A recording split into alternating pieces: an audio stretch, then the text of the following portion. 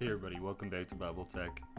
I've been a Linux user for something around 16 years. It's been a while. I started using Linux back in the earliest days of Ubuntu practically by Googling free operating system after my XP recovery CDs got scratched beyond usability, or at least so I thought at the time. Based on that experience, I want to show people how to install Linux, which I use as my daily driver today. To start that series, we actually have to install Linux. Now, when most YouTubers do a Linux type install video, they are kind of all flashy about it. They don't actually show you how to do it step by step. They make it feel like it's step by step because they say the word step by step, but they don't necessarily show you all the hurdles other than like a 2-second afterthought blurb or a little subtitle or a pop-up, and they just leave you to figure out the rest for yourself. That's frustrating. It can turn a lot of people off to Linux because it looks so easy on these YouTube videos from LTT and, Snazzy and whatever. But they aren't actually showing you how to do it. They don't actually show you the hurdles you need to hop through to get it installed. Not to say it's complicated. It's not, but everybody's hardware is different. And as a result, one person's experience may not be the same as another person's experience. So I want to show you those hurdles so that you can dive into Linux for yourself and truly understand what a great piece of software it is. Now, in this video, we're going to be wiping out Windows and installing only Linux on your computer. Now, the reason we're doing that is dual booting when you have Windows and Linux on the same computer is not for the faint of heart. I don't expect it to work on computers. Now, before all the, experienced nerds in the comments are saying, I have no problems with it. Well, I don't have any problems with it either. On my custom-built machine with 4 different drives, and they're each partitioned in a certain way, but I learned how to do that, after probably 6 to 8 years of doing it. And most people don't have multiple drive bays, which means you're going to be partitioning one hard drive with multiple operating systems. Now, don't leave me yet. You don't have to know what partitioning is to actually install Linux. But I was just explaining that to you to show that, hey, there's a lot of things that get glossed over here. And that's why we're not going to be doing a dual boot setup. Not with Windows and Linux. We're going to be just doing Linux on a computer. So do this either on a throwaway computer or a computer that you're ready to fully switch to. And it's actually not a problem to reinstall Windows later. That's fine. But what is a problem is making sure you have all your software licenses, your accounts, your files, all backed up and saved on a separate device. Not on this computer. That can be in the cloud, that can be your Steam account, that can be your Google account, that can be on an external flash drive or external hard drive. That's fine. But backing up is on you. We are nuking this computer. Nothing's going to be left on it. And that I find that that's not only the best way to learn Linux, but also the best way to get over the most common hurdles and set your expectations properly. This is a different operating system. There is a learning curve. I would argue it's far less of a learning curve than switching to a Mac from a Windows computer, or from Mac OS to Windows necessarily, but lesser for Windows people because Linux does, at least in most desktop environments, behave a little bit more like Windows out of the box. But I just want to get that out of the way. Next thing I want to say is I apologize for the quality of the rest of this video, the camera quality. I actually am recording this segment of the video like a week or 2 after I recorded the rest of it. My time has been kind of unfairly split up in a lot of different ways, and I wish I could do better. But as you can see in this part of the video, the camera quality is superior, the audio is superior. But hey, this is a tutorial, doesn't have to be shiny as I've said, but it will be followable by anyone who knows how to navigate a file system and, click on their downloads folder and go around and delete their files, or create a new document, things like that. Basic skills are necessary here. Really the most necessary skill to do this is just a desire to learn new things and having an open mind. I'm going to cover all the hurdles that I can. Particularly booting to the flash drive to begin with and setting your BIOS in the correct mode. But again, everybody's computer is a little bit different, and I hope I can cover it enough for your case that you feel at the end of this video that you understand where to go directly from here, even if you couldn't necessarily get it installed the first try. Installing an operating system is an easy process, but I am saying that in retrospect. You know, after having done it hundreds of times, I can change my computer's operating system now without even thinking about it. It takes me like 5 minutes. Computer behind me over here, I just set up for my dad. Took me, 5 minutes of actual keyboard time. So, with all that said, let's go. I hope you enjoy the video.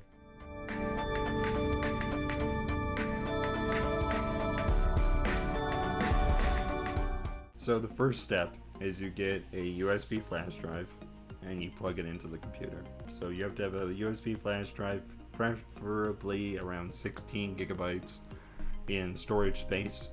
And don't spend too much money on this. On Amazon you should be able to get a 16 gigabyte flash drive for like $5 at most, and probably, in fact, I'd be surprised if you couldn't get a 32 or a 64 for around $5 now. Don't go out to Walmart, don't go out to some store where they're going to charge you too much. The brand I recommend for flash drives is SanDisk. They're just the ones I've had the most experience with. This video is not sponsored in any way, unfortunately, but if you know anybody, hit me up. So yeah, plug in the flash drive and let's get right to it. First thing we're going to do is we are going to download Rufus. Their website is rufus.ie, so you're going to open up your web browser and go to rufus.ie. And we're going to scroll down here to the download area.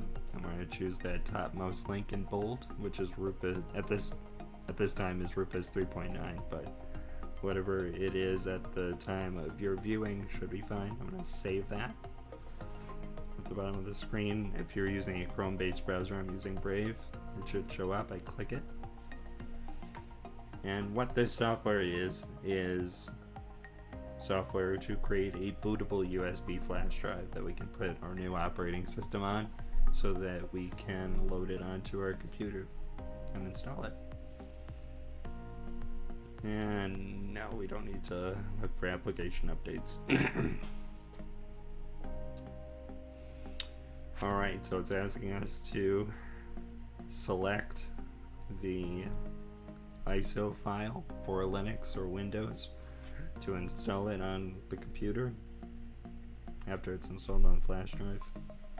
So now we have to go download Linux Mint. So we're going to go to linuxmint.com, download Linux Mint 19.3 or whatever is newest at the time of your viewing. Going to go with the Cinnamon edition, and what you want to do is click the 64-bit option, because pretty much all computers are 64-bit.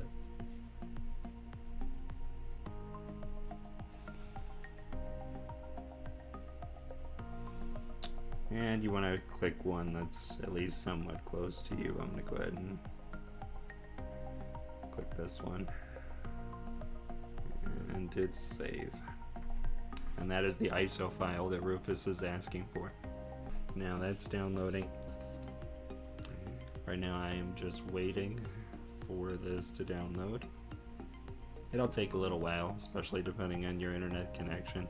And the reason why we're going to be installing Linux only is because dual booting, as some people refer to it, having two operating systems on the same computer, when it comes to Windows, it's a really bad idea, especially Windows 10.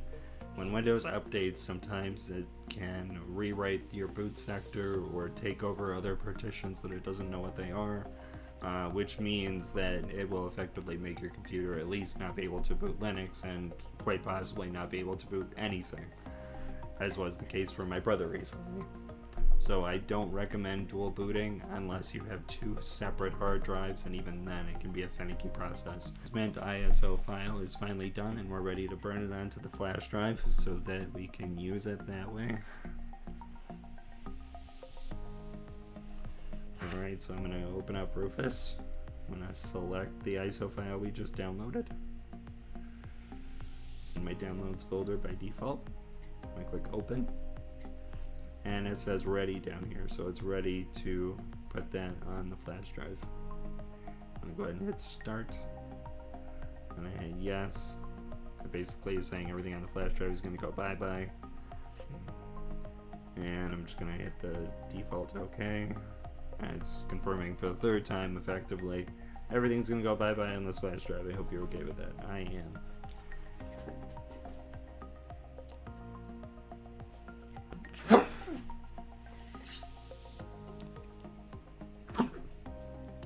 Something like this pops up, don't worry about it. Just wait. You can pop over back to the Rufus screen here to see the real progress. Do not close things that pop up at this point, that could be problematic.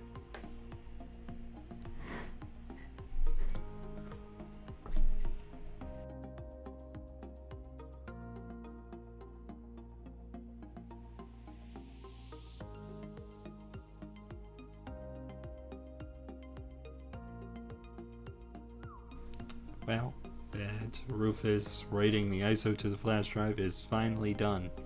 And again, you might notice the video quality has improved. It's amazing. Well, I decided to redo this portion of the video because I had so many different sources scattered all over that this just deserved a remake. Now, this is the part where things start to get complicated. Before we even restart from Windows for the last time, unless you plan on reinstalling it at a later date, you have to change a setting in Windows so that it actually lets us easily restart to a flash drive. And this part actually may be a place where most people get hung up, because they're like, hey, I put the flash drive in, I can't get it to boot to the flash drive no matter what I do. Well, we're going to cover that right now. So I'm going to change my display settings here. You'll see my screen. But I didn't know you can see my screen. Alright, so you want to go to your start menu and go to the little settings gear icon here.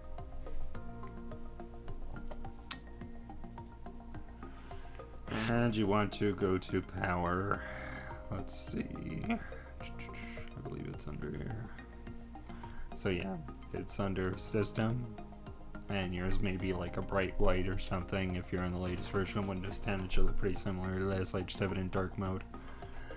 And you want to go to system, and you want to go to power and sleep, and then you want to go to additional power settings. It's actually kind of hard to see, but it's right over there on the right.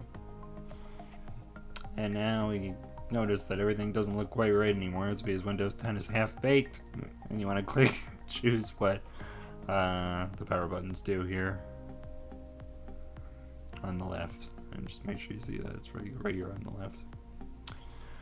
Alright, so you'll notice a lot of these things are grayed out. It's because you have to click the shield link here to enable this by giving this setting administrator access, essentially. So I'm going to click that.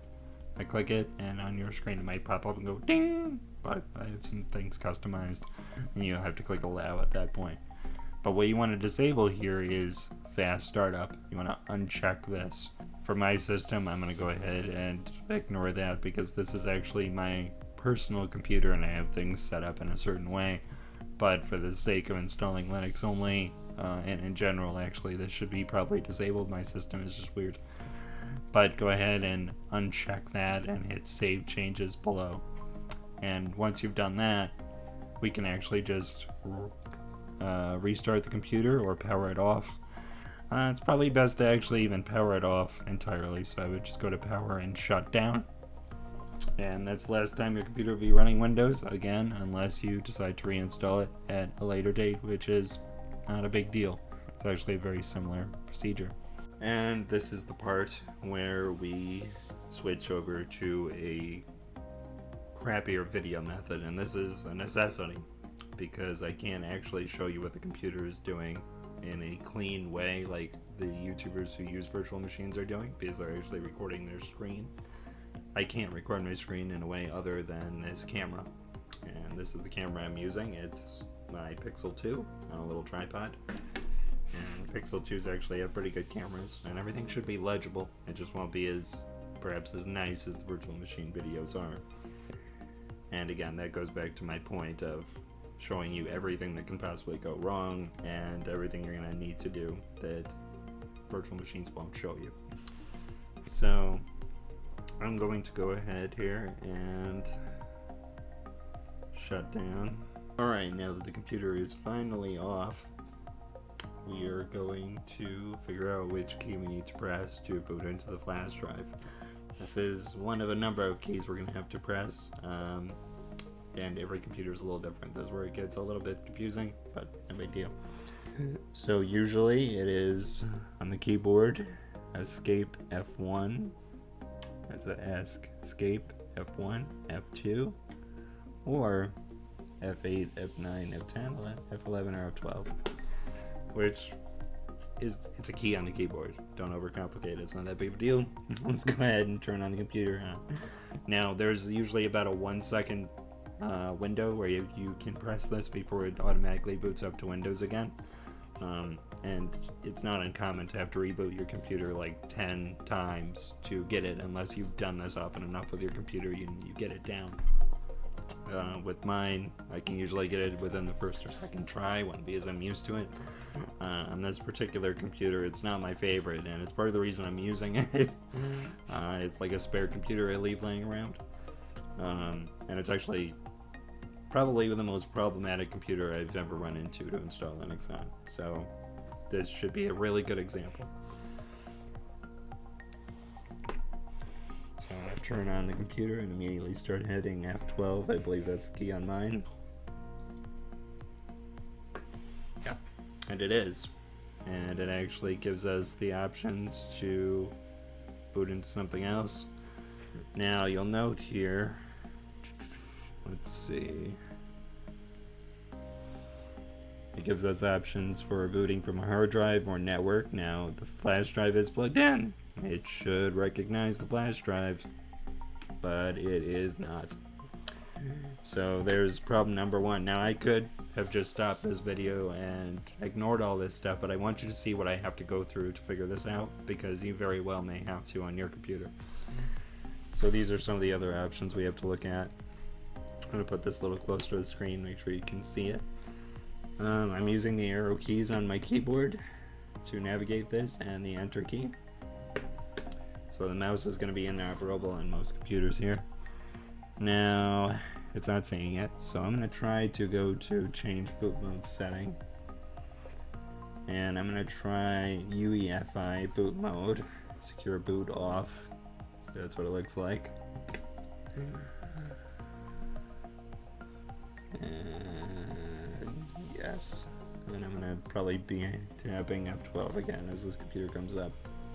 Yep. Oh, hey, look at that! Linux Mint immediately came up. So, in this particular situation, I had to have the UEFI mode on with secure boot off. I got it right the first time, and if you think I practiced before this, you are wrong. It's actually not the setting I used before. It's actually due to an update in Rufus that I actually had to have that enabled. So, again, I'm using the arrow keys on the keyboard and the enter key to choose what I want on the screen. And I'm just going to choose Start Linux Mint Cinnamon 64-bit. It's booting off the flash drive successfully. Now, after Linux Mint boots off the flash drive, it's not actually installed on the computer yet. You can actually run the full system straight from the flash drive without affecting your computer at all, other than that boot mode change we just did, which on some computers may not allow Windows to boot up again. Again, like I said, this is not a dual boot tutorial. It's very important to back up your data. So it is, well, you see the whole screen here, so I'm gonna back this up. It's almost done booting to Linux Mint. And it's really nice that it can run the whole system off of the flash drive, because that's going to show us what parts of our computer may or may not be compatible with Linux. So for instance, some computers won't be able to have sound without a driver, some computers won't be able to use a mouse or something like that. It's the same kind of things you run into Windows if you were to install Windows from scratch, and you need to install drivers sometimes, like graphics drivers. Thankfully, and this is for people who haven't actually installed an operating system before, you don't understand that Linux is actually far easier to install than Windows. So if you've ever installed Windows or wiped your computer and done a factory reset before, from an actual Windows CD, not a factory-made CD that comes with all the drivers, you understand that Linux is actually far easier to install because 90% of the drivers, if not 100%, in fact, in most cases, I would say 100% of your drivers come on the Linux USB drive that we just made. So most of the time, you don't have to do anything. There is occasionally a time where you'll need a graphics driver or a Wi-Fi driver, and if this particular laptop needs it, we'll cover it. But what's nice is we're booting this whole system. It's not installed yet, but it's totally usable. We're in Linux right now. So I am using Linux, and it's not installed on the computer. It's booting off that flash drive. So I'm able to test it out, see if I like it. And I'm also able to see if anything doesn't work. So at the bottom right-hand corner of the screen, I see a little icon with two little arrows. And that's my Wi-Fi controls. And my my Wi-Fi network does show up here. So my wireless card is working. And when the computer started up, you probably heard a little ding ding. So the sound is working. And the display is obviously working because I'm using it. The keyboard's working because I'm using it. The mouse is working because I'm using it. Everything's working. So on this particular computer, everything works. I don't have to install any drivers. Now, to that end, I will say that if you're picking a computer to install Linux on, I highly recommend going to my website here, bible.tech, and going to the ThinkPads page, and that will cover ThinkPads and what ThinkPad you should choose. And why am I saying ThinkPads? ThinkPad is a brand of computer that you can get extremely affordable used, and it's not that it's cheap that makes it good. I would buy them new if I could afford it. It's actually a computer that's in line with the hardware of a MacBook. In fact, the hardware is better on ThinkPads by many professional opinions than on a MacBook. So these computers, when they come out, are $2,000 or more sometimes. And yeah, I mean, you can get cheaper models, but I'm talking about the decently high-end ones.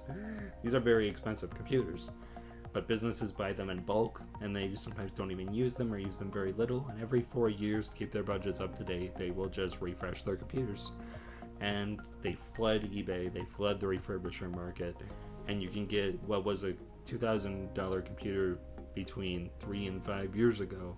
You can get it for now like $250. And not only is it cheap, and cheaper than the cheapest piece of junk that you can buy in the store new, but it's actually probably 10 times better than that. I mean, the hardware and build quality and the speed is going to be better than a brand new computer within like a $300 or $400 price range. Sure, once in a while an amazing laptop will come up, but that'll be new and be a really good deal. But chances are, if you have a budget of any kind, even if it's a really high budget, you're going to be better off going with a used ThinkPad than you would a new computer. And I'm recommending ThinkPads not just for those reasons, but also they are actually made to be compatible with Linux. That doesn't mean they always are, but they are made with Linux in mind, which can't be said for many computers. In this particular case, I'm using a Dell Inspiron laptop. Dell laptops typically have very good compatibility with Linux as well, because Dell actually does sell some of their computers with Linux pre-installed. So, Dell and ThinkPads, not Dell and Lenovo, Dell and ThinkPads are typically very compatible with Linux. So I'm going to go ahead and sign into my Wi-Fi network here.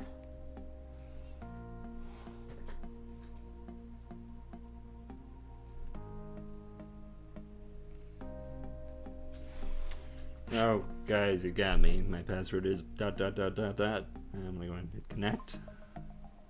And it says connection established.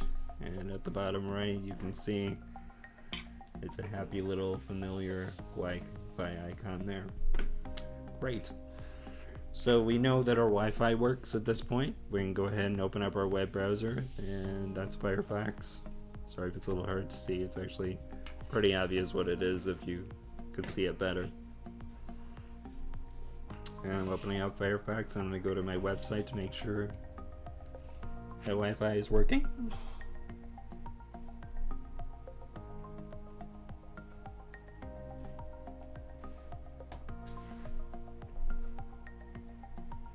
And there it is. Wi-Fi is working. My trackpad multi-touch gestures are also working.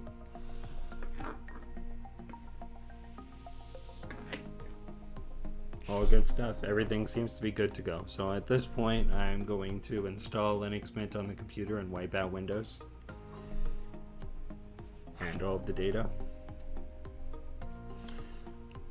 I just want to take a second here and explain why I recommend Linux Mint. Linux Mint is hands down the easiest operating system out there, and I don't mean easiest operating system of the Linux operating systems or the obscure niche ones. I mean, Linux Mint is the easiest operating system out there. There is nothing else that I feel comfortable recommending to people like I recommend Linux Mint. Even Chrome OS to an extent is more complicated, because if you can't install applications other than a few Linux applications and Android apps on the Chromebooks.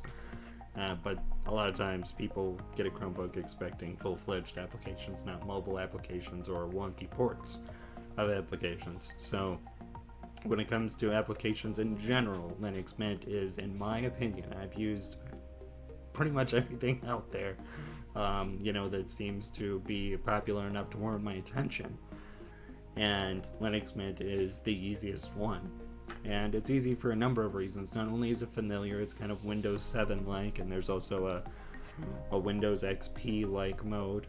You can even make it look perfectly like Windows 7 or perfectly like Windows 10, and nobody would even notice the difference, which is really nice. If you have a family member who gets viruses all the time, you can see if all their software is compatible with Linux Mint, install it, make it look like Windows, and it won't be much of a learning curve, if any, for them, and they probably won't get viruses anymore, because Linux is typically more secure. It asks for a password to do everything, kind of like Mac OS, and for the same reason.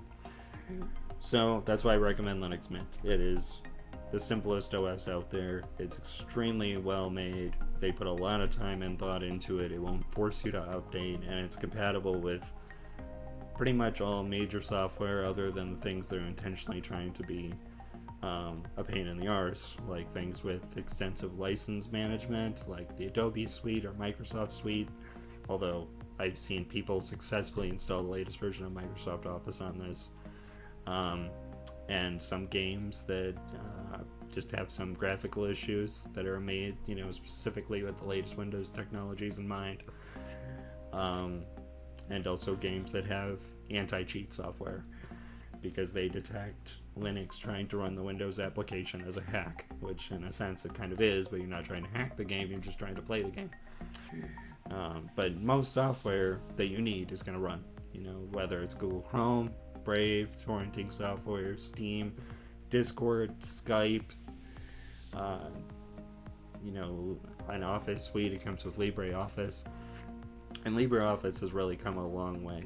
It really, really has. If you change a few settings to make it look and behave more like Microsoft Office and save by default in the Microsoft Office file format, it's probably going to work great. The only exception that I would admittedly give to the Microsoft Office aficionados is that if you're extremely used to making good, long formulas in Excel, there's going to be a learning curve, and there's just some things that the spreadsheets alternative in LibreOffice just does not do, from what I've heard from people who do formulas in a more advanced way. That said, I have converted a number of people to LibreOffice, and once I just changed a few settings, which I will be covering in this video, in LibreOffice, they were fine with it. In fact, it's nearly not recognizably different, other than a few slightly moved buttons. So we're ready to install Linux Mint. And I'm going to go ahead and double click install Linux Mint. Surprise, surprise, right? Read what's on the screen. That's 90% of technology's battles right there. I'm going to choose my language and hit continue. And you also note that Linux Mint, if you're not from America or an English-speaking country, Linux is much more internationally friendly. The language support is actually unbelievable, and that actually lends itself to making Linux more popular in other countries than it is in the US. Several governments in other countries are actually mandating that Linux be installed instead of Windows for not only licensing and cost reasons, but because everything is open and governments should be transparent with their citizens. Now I'm going to just move my camera up closer here so you can see what option I'm choosing. This is preparing to install Linux Mint, and there's a little checkbox that says install third-party software as well, and that's a licensing thing. It's saying, hey, the entire system won't be totally free, as nerds call it, if you install this, and what that means is you're not going to be expected to pay anything. But Linux as a whole is open source, meaning you can take it apart and redistribute it for free. And if you check that box, things like the NVIDIA drivers will be installed, and you're not allowed to take that apart and redistribute it for free. That's all it's saying. So we definitely want to click that box because it's going to give us the ability to play media files and get all the drivers we need. I'm going to check that and hit continue. I should say, definitely check that box if you want your computer to work. Don't check it if you want to be an open source purist. And there are legitimate reasons to be an open source purist, but that's not the point of this video. So I checked the box and hit continue, and now I'm waiting for the next screen to come up. And I get a couple options here.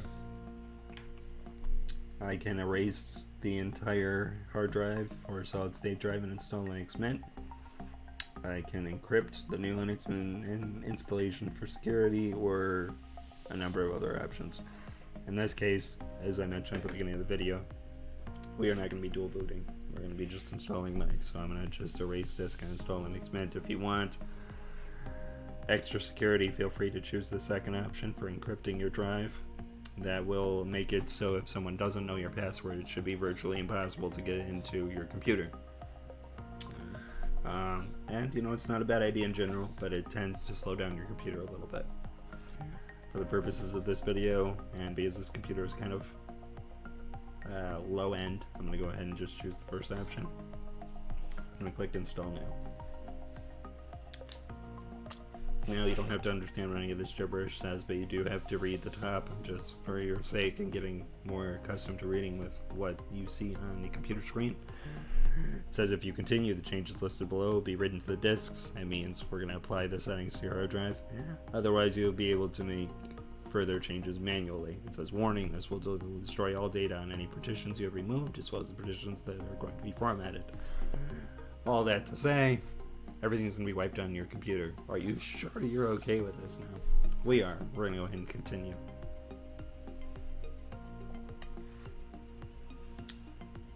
And at this point, if you've made it this far, you are at the easiest part of the Linux process. Everything from here should be pretty easy unless you have a piece of software that's not made for Linux that you're trying to install on Linux. Or you're just trying to do something a little bit fancier. If you're just trying to use your computer as a normal human being, which mostly consists of web browsing, office suites, and a few little games, and you're not too picky about what those games are, at this point you are essentially home free. You just have to follow the steps on the screen to set it up with your user account. And I just wanted to let you guys know at this point that's where we're at as an encouragement. So here we go, and hit continue. I'm going to type my name.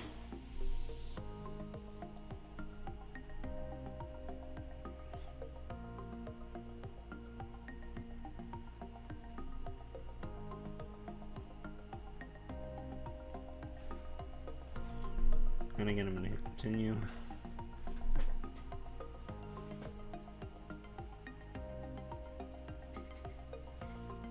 And at this point we wait, and it has a little slideshow. It's going to lead you through saying, hey, there's all the things your new computer can do. There's a little arrow on the right side of the Linux Mint icon you can click to go through the slideshow. And it's showing you all the software you can install or use. Things like Spotify actually has a Linux version, which is fantastic for Spotify users such as myself.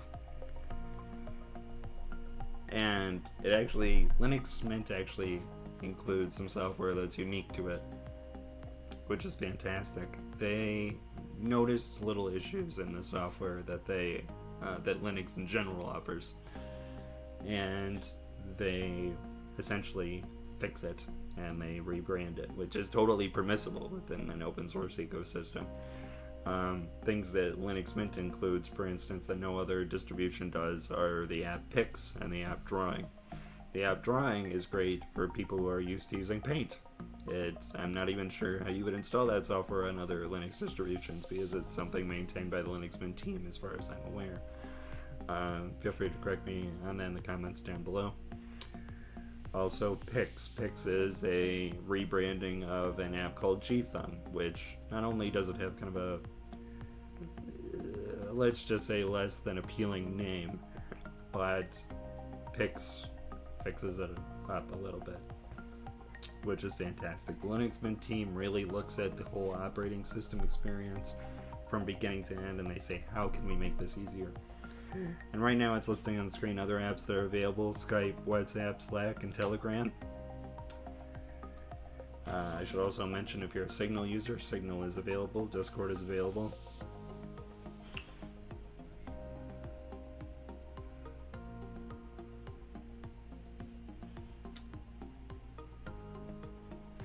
And it's almost done. It actually says at the big bottom of the screen, almost finished copying files.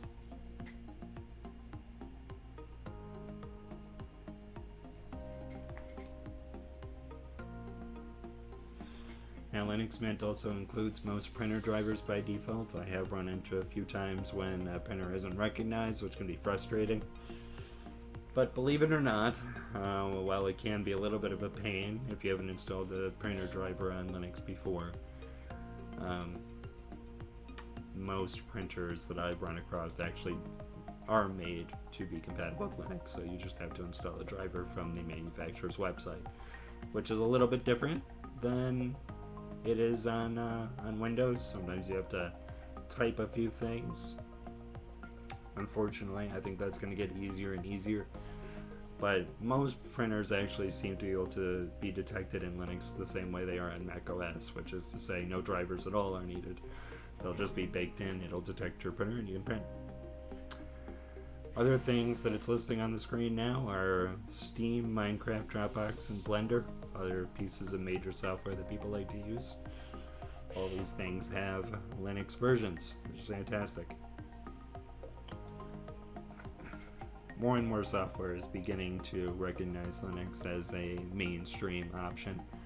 I would go out on a limb and say that Linux actually has more of a user base than Mac OS does. And I mean that at the consumer level. It's hard to track that exactly because there's so many different Linux distributions. It's hard to get all those individual percentages and see who's using what. But I really do believe that that's the case. There's more users who just use Linux in a consumer sense than Mac OS. Now, technically speaking, if we went, I'm going to go out and in the way that a lot of Linux nerds don't like and say, technically speaking, Linux is actually more popular than Windows is. And immediately people know where I'm going with this if you're a Linux fanboy. And I'm going to say Android. Android is Linux at its base. And yes, there's a lot of problems with Android. They really twist Linux into something it really shouldn't be. It's a very not private platform, among other problems. But Android is Linux. So technically speaking, if you consider that almost all the world's websites run on Linux servers, and every Android phone is Linux, and you consider that things like your thermostats run Linux, and your street lights run Linux, and your security cameras run Linux. Linux definitely is more prevalent when you bring in all those numbers than Windows or Mac OS. It's not even close. Linux can just run on anything, and it does run on anything. If you ever wonder how a advanced piece of technology works and it does fancy things like, say, an Amazon device, like one of those Amazon microwaves that talks. I'm not going to say that keyword so it doesn't set off your microwave. Yeah, it's Linux. Everything's Linux for the most part. In fact, that really lends itself to being a lifelong learner when you use Linux, because once you understand it on your computer and you get more into it, you realize, wow, I understand how Linux works here. Could I build my own traffic light? Yeah, probably. It just gives a lot of creativity to your thought process when using a computer, whereas Windows tries to keep you from doing things. Linux says do whatever you want. I'm yours. Alright, so it says installation is finished. You can continue testing Linux Mint now, but until you restart your computer, any changes you make or any documents you save will not be preserved. I'm going to restart now. And hopefully everything installed properly. I have had issues after this point in the past with some computers not booting up properly. Let's just hope this isn't one of them. I'm going to hit restart now. Hope for the best.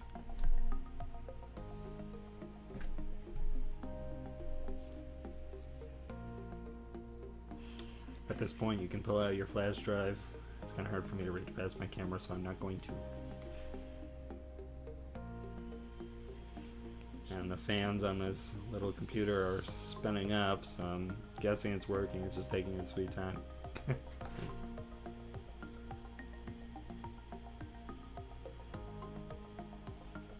That's a good sign.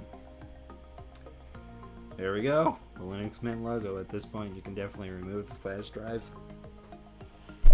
which I guess I will do.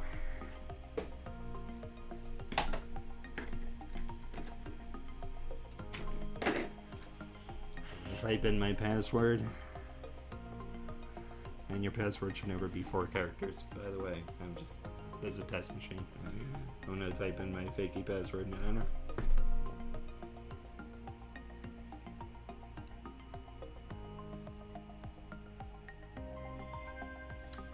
Now, if you've successfully made it this far, not only is the hardest part behind you, which I said earlier, but everything's working. It's all good.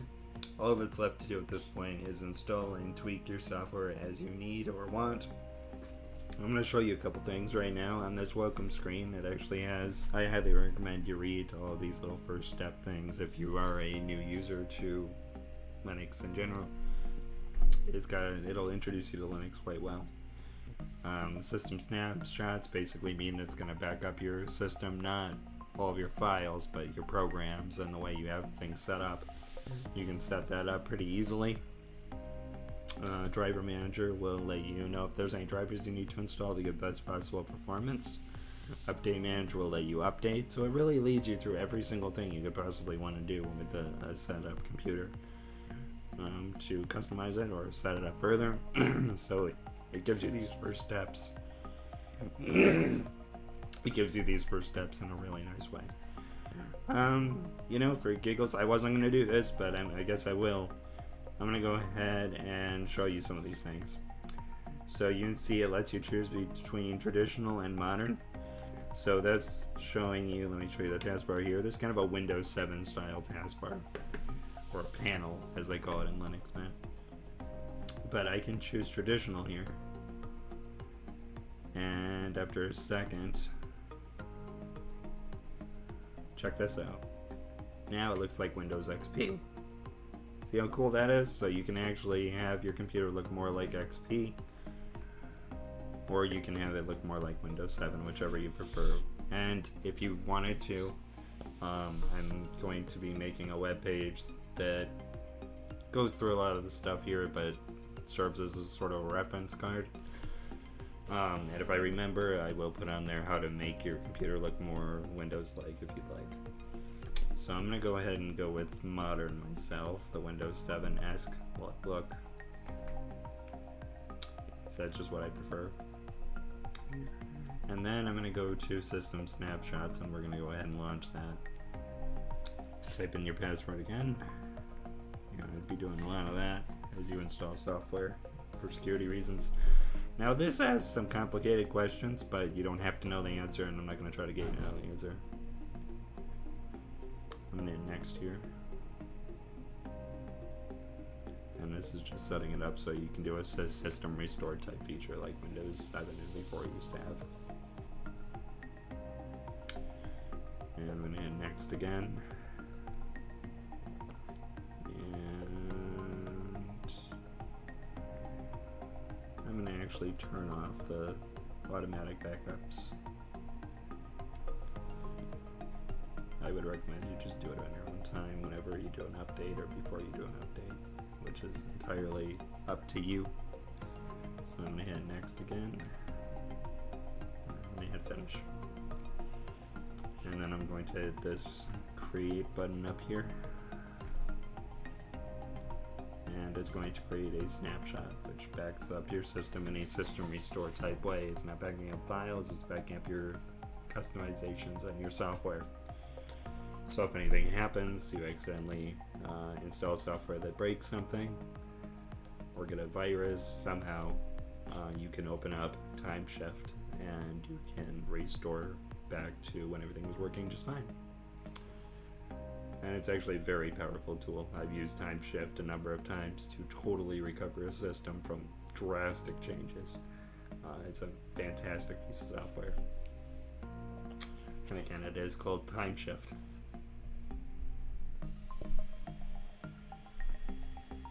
This'll take some time. Depending on how slow your computer is, it can take a long time, like 20 minutes. This computer isn't too bad, but it is pretty low end.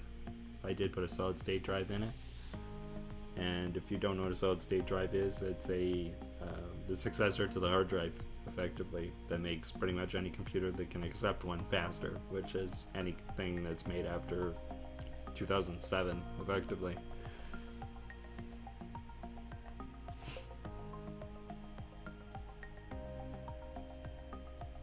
But given that you can get a ThinkPad from 2015 for under $150, and it's a decently high-end system, I would recommend doing that if you have the money, instead of using a computer that's older. Alright, backup is done. I'm going to go ahead and close it. And the Linux Mint welcome is still here on the page, so we can go to the Update Manager next and hit launch. Let's update our system. And it introduces us and says, hey, it brings in software and security updates. I'm like, yeah, I know that. I'm gonna hit OK. Now it says a new version of the Update Manager is available, and we're gonna hit apply the update. And it's asking for a password again, as it will for all things that can permanently affect the system, like installing software or updates. And while Linux Mint will notify you by default to update your system, you are under no obligation to do so, other than security and privacy. As I mentioned before, it's important. I would recommend you do it. But it's not going to update without your permission, which is one of the leading causes of people switching to Linux Mint to begin with, or Linux. So I'm going to go ahead and click install all updates at the top. Nice big button. And it's saying, hey, all this stuff is going to be installed. You okay with that? See, it's giving you full control here, even though it doesn't necessarily need to. And I'm going to click OK. And again, type my password. Hopefully I typed it right.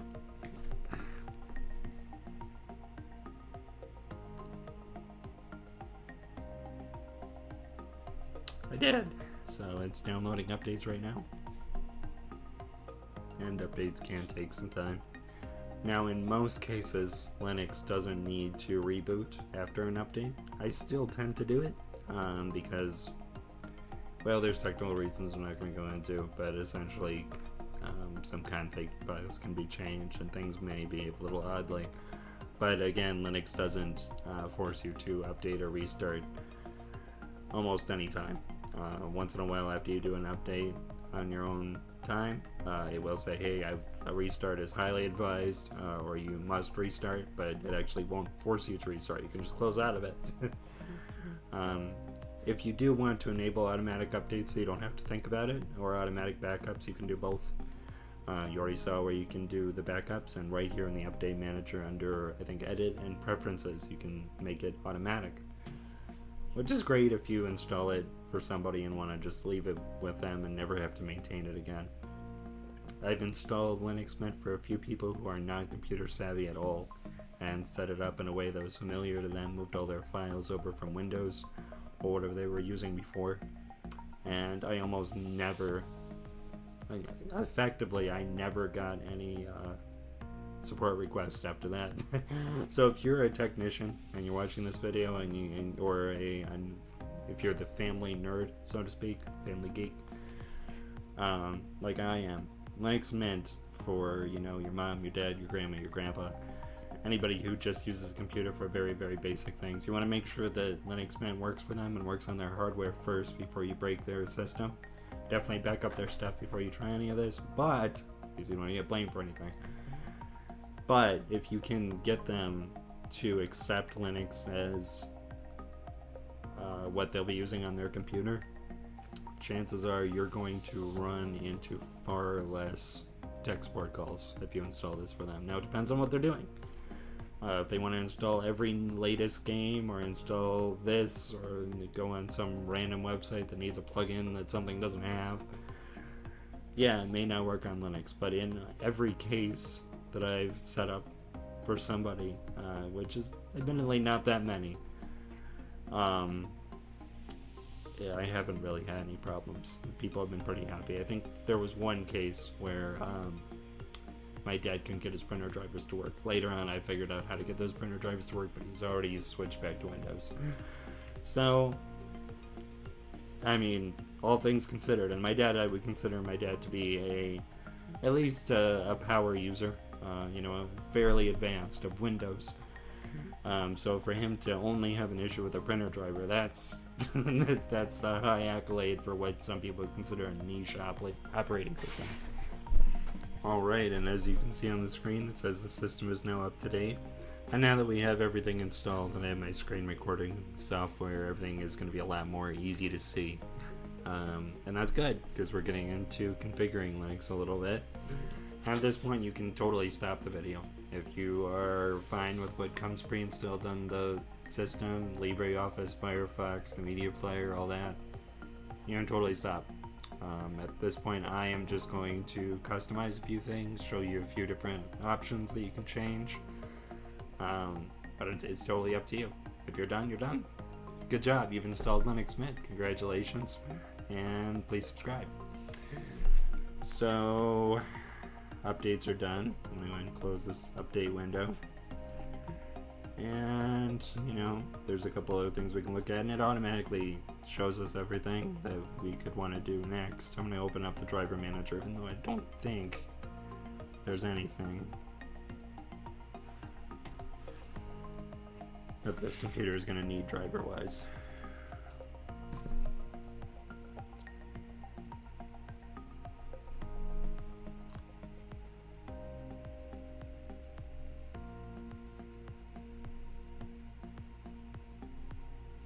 Don't you love it when something's loading and it says done and it's not?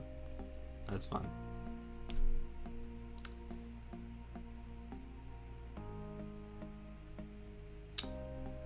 That actually may be lagging because we just did an update and it didn't restart. Oh, no, it's done. There we go. No drivers needed or in use. Great, so I'm going to close that. I'm going to scroll down and there's our system settings that we can look for. There's a software manager and you can enable your firewall. Now, I could open these things from here, but I want to show you how you would do it without this welcome screen. So I'm going to go ahead and uncheck show this dialog at startup. So this isn't going to come up again when you first turn on the computer when you uncheck that. But if you ever want to get back to it, you can just go to this menu and search welcome up here.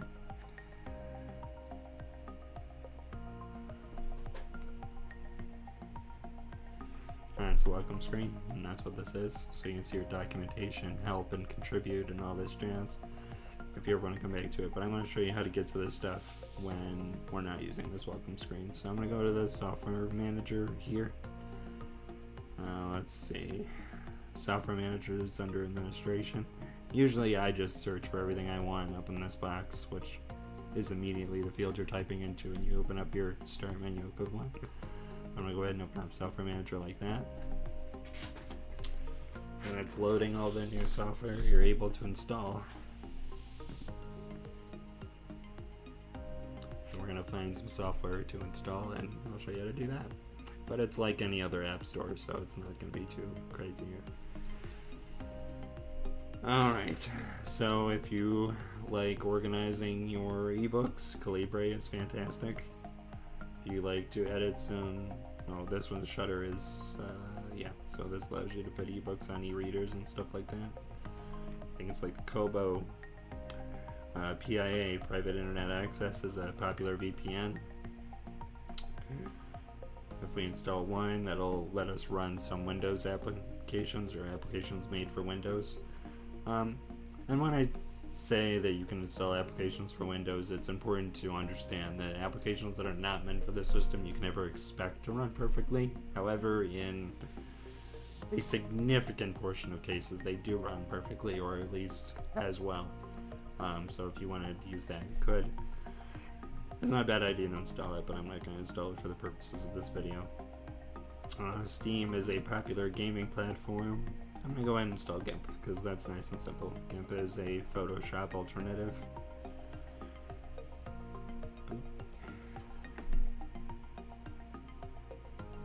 And it says all this other stuff comes along with it. We say that's okay, and hit continue. Type in our password again.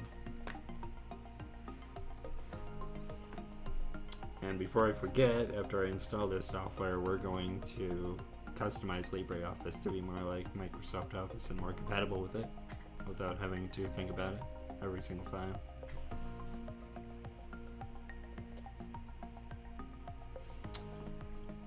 Man, I am well into an hour on the total recording time for all this. This is going to take a long time to edit. Alright, so when you're done, you can just hit launch or go at it from this application menu.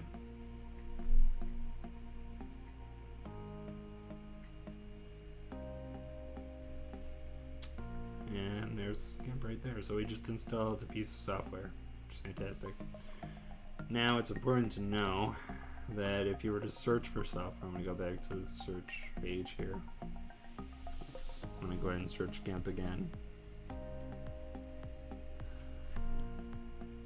It should give us a couple different options. I just want everybody to understand why there is. So see a little green check mark, that means we've installed this version. And you'll notice there's another one right here. And it's identical, and the icon looks a little different though. All these other ones are just plugins for GIMP. Now, I'm going to explain why. When we click this is the one we just installed. I'm going to scroll down and see that version right there, 2.8. Well, if we go to this other one, scroll down, past all their huge screenshots. This is going to take a second to load. But see how it says Flatpak? Oh, there it is, 2.10, which is probably a year or more difference between those versions. Why is that? Why are there two different versions in the App Store? And this, I probably should just make a totally separate video about this, but long story short, you can install applications in many different ways in Linux, just like you can in Windows or Mac OS. In this case, this is giving you both of the biggest options right within the App Store, which is good. But long story short, if you want the newest versions of software, they will take up more space on your computer if you use the Flatpak version, but that's the way you get the newest version of software typically. And the easiest way possible is to look for that Flatpak version. So you just pick the other option in the software manager and find whether it says Flatpak. That'll typically be the latest version. Now, Flatpaks may or may not be maintained by the original developer. Whether they are or not, any software on any system can have a glitch. But if one piece of software doesn't work for you, you can use the other version. More likely than not, you will be able to fix that problem if you Google it, same as on Windows. But I just want to point that out, that there's, in the Linux Mint App Store equivalent software manager, there is likely going to be duplicates of many popular software packages. But if you're happy with the version that you picked and installed the first time, fantastic. You never have to think about that again. So I'm going to go ahead and customize LibreOffice now. And this is something you can do on Windows as well if you install LibreOffice, which is free.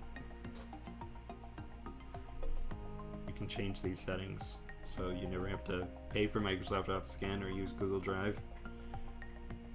I'm going to make this full screen. I'm going to go to the Tools option. I'm going to go to Options. I'm going to go to load and save and general. I'm going to click always create a backup copy just in case things crash. And then I'm going to choose under a text document, I'm going to choose always save as, and I'm going to choose open or Office open XML. And notice that it says docx, that's the same file format that Microsoft Office can use. I'm going to change document type again. I'm going to go to spreadsheet. I'm going to do the same thing for that.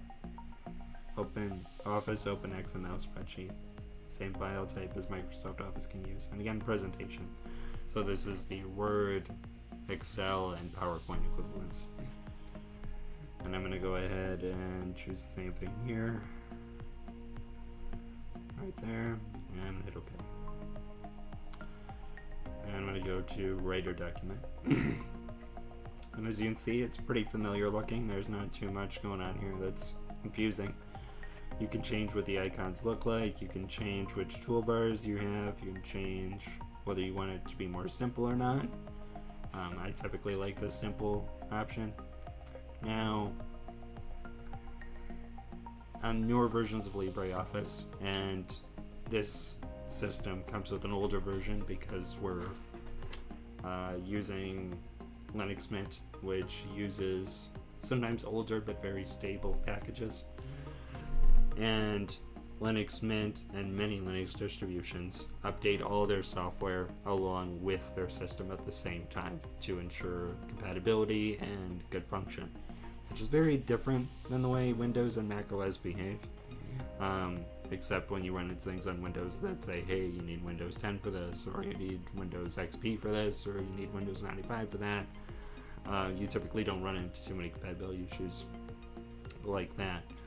Linux tends to update its software all at the same time, which actually brings us back to that flat pack versus the normal software installation version.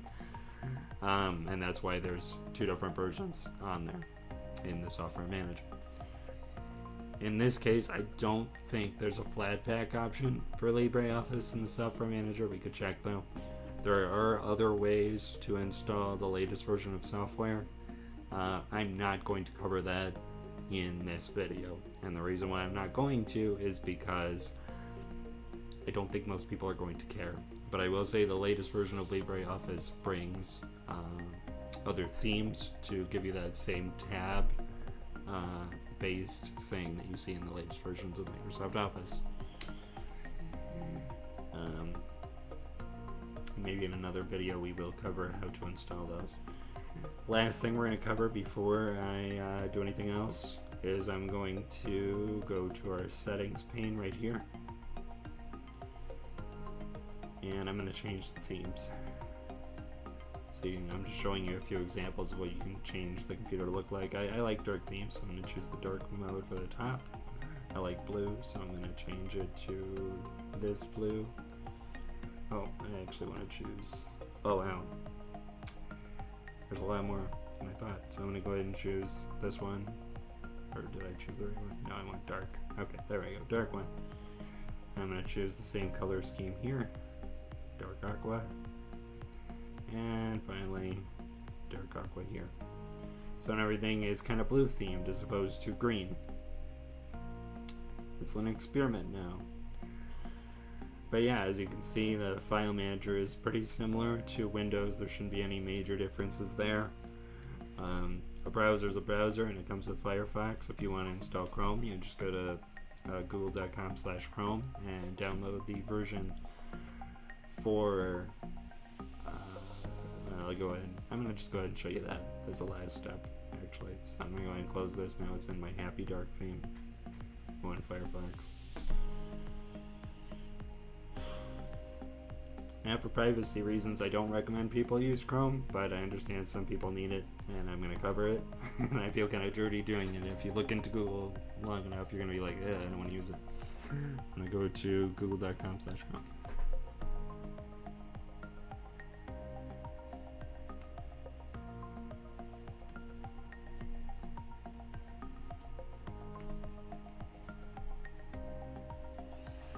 And we're actually seeing yet another way to install software conveniently. I'm going to click download Chrome right here, and it says which one do you want. And we do want this top option. It automatically knows what we're using, thankfully. And if you wonder, hey, I'm not using Debian or Ubuntu, you are, because Linux Mint uses Debian and Ubuntu as base. So I'm going to scroll down and click accept and install. And then I want to save it. I'm going to open it after it's saved. And because this Firefox, the downloads go to the top right as opposed to the bottom left. And essentially, we're going to install it the same way we installed Rufus. We're going to double click it, install, follow the steps, boom, done. And we're going to have Google Chrome on our computer. Now, if you're wondering, the browser I do recommend is Brave. Brave is a fork of Chrome. It takes all the features and design of Chrome except for the Google elements and adds privacy features in their place to block ads and block trackers.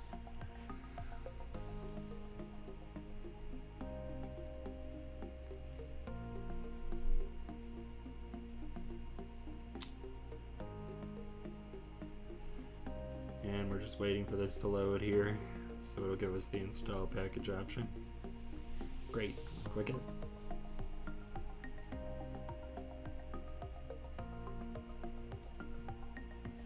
It's gonna ask us for our password in a second. There we go.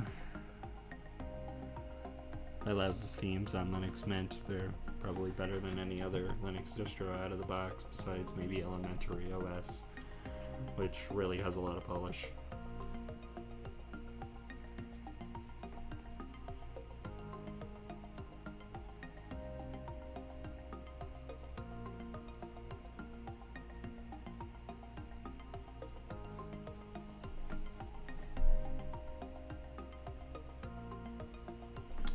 This is without a doubt the longest video I've ever done. Alright, so I'm going to go ahead and close that. It is successfully installed. I'm going to close Firefox for last time because we're going to use Chrome. And it actually wasn't done yet. I got ahead of myself, so I'm going to wait. Alright, there we go. Now I'm closing Firefox. I'm going to go to Internet menu. There's Google Chrome. I'm not going to make it the default browser because I want to show you guys later how to install Brave. Hit OK. And there it is. We have Chrome installed. So, if you're familiar with Chrome, Chrome works with everything on the internet because most parts of the internet are designed for it and also designed for Brave as a result. So, if you want more privacy and don't want to be Googleified, I highly recommend trying Brave, and I will cover that in another video. But for now, guess what, everybody? Everything is working. Most software that most people need is now installed, and hopefully at this point you also have a Linux desktop running. And if you have any questions, I would say put them in the comment box down below, and I would love if you did that. But I would highly recommend, if you want actual support, going over to my Reddit page here. Right here. This webcam is mirrored, so I can't do it properly. And asking me questions there, and I will try to cover them in another video. It helps me index things better. That said, commenting, liking, subscribing really does help my channel. So if you do want to ask a question in the comments below, feel free to do so. But if you have any kind of a priority on your questions, Reddit may be the place to go. But if you don't get an answer as soon as you'd like, you can also ask in the Linux subreddit or in the comments below. This is a new thing for me. I'm trying to keep a lot of things put together and try to get into this weekly habit of releasing question and answer videos based on the questions I get in my new BabbleTech subreddit, aka forum. So I droned on a little bit. Hopefully I trimmed it down enough that most people can find it watchable and usable. And check out my website for tons of free resources. Check you later. Thanks for joining me at BabbleTech.